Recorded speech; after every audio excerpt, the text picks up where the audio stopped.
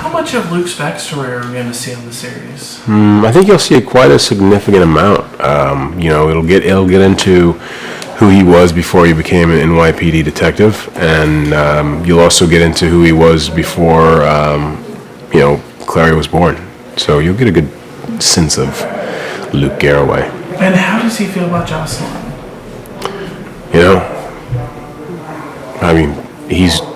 It's his friend, his deep, one of his best friends in the world. And I think there's a little more there also, but, what are you going to do?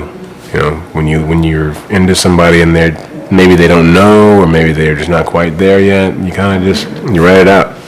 And how does he respond when Jocelyn is kidnapped? I think he does what any close friend would do, He, call to arms. He wants to start looking for her. And he's there for Clary, correct? Oh, definitely. Will we learn how Luke became a werewolf?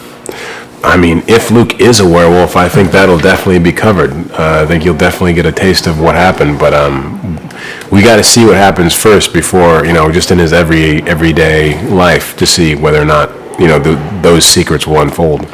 Are you suggesting that maybe the TV show will take a different turn than the books did? I'm definitely not suggesting that, but what I'm suggesting is that Luke has a nice arc just like everybody else, and eventually, wherever Luke's arc's going to go, we'll get there fairly quick for the fans of the book, and those who haven't read the books, then they'll get a good taste of it also. For his past or for his presence, will we see any interactions between Luke and Valentine? Will you see any interaction between Luke and Valentine? I mean, I think that you got two trains coming down the same track, and eventually at some point in time they're gonna intersect or collide, So something's definitely going to happen between those two, and you may even get a taste of what Luke, the relationship they had before the series starts. Now, a few years back, fans were really pushing for you to play Luke Cage. Do you think you were always destined to play a powerful Luke? Wow, it's funny. And I love the way you use the word powerful.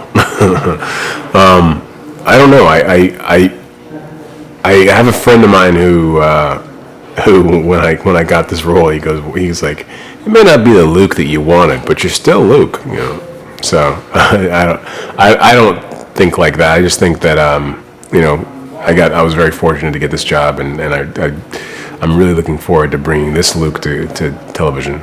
Was it intimidating at all to join such a big franchise with such a fan following? I don't know if intimidating is the right word, but I would definitely say that there is a level of respect that you have to have when you join such a huge fan base, and you want to really honor the world that was already created, but also in the same breath you want to kind of like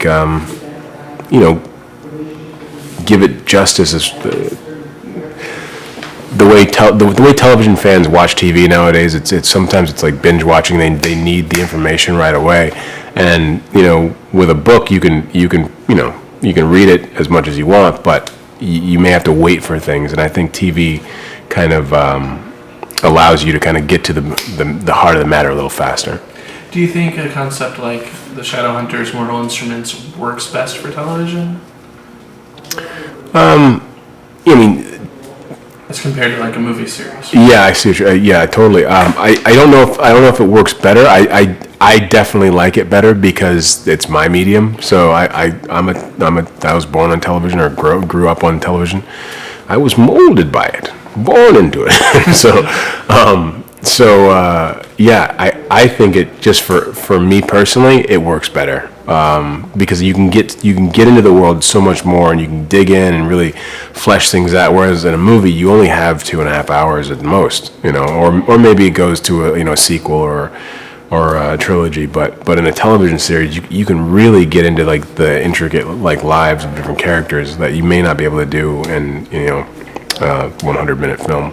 Now, when this concept was done as a movie, one of the criticism was there wasn't a lot of Luke or enough Luke.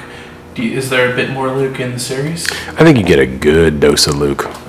Yeah, you'll get a good understanding of who he is, and you'll get enough of him in every episode.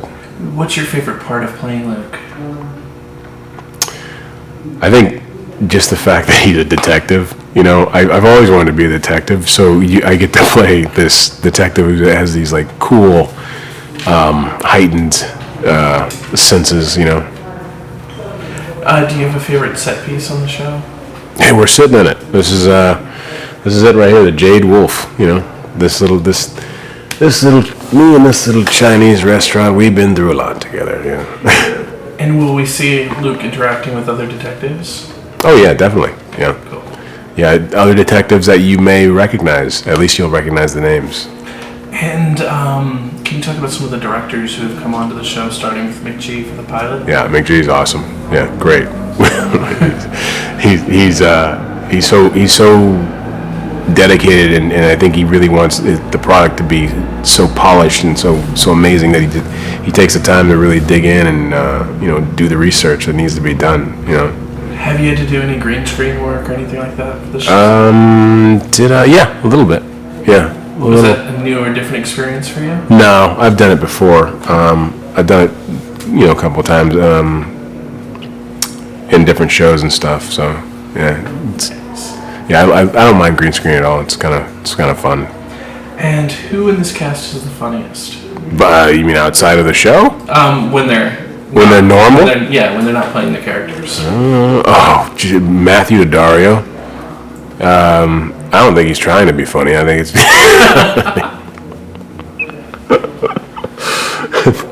I think he's just funny because he's got some awesome observations, some wicked observations about this. Is it hard to maintain a straight face in a scene with them? No, not at all. No. He's pretty. He comes to work. So, if anybody's trying to make people laugh, it's me. And would you? What excites you the most for people to see the show? Oh man, I just want to see. I really am excited for everyone.